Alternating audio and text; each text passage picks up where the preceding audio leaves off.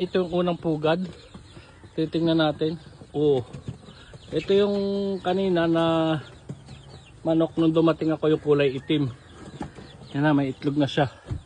So, yan, mamaya kukolektahin natin yung mga itlog na yan at ito pa. Ito yung mga simpleng pugad lang. Yan. Ganyan karami yung itlog ng aming Rhode Island. Rhode Island chicken. Itong mga manok namin ay pre-range.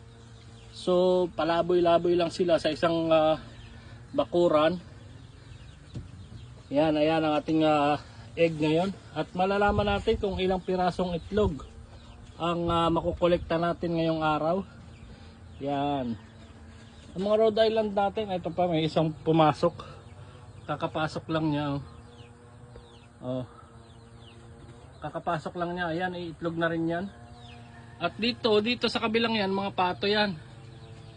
Ayan, residente ng ano yan, mapuro pato. Kaya lang,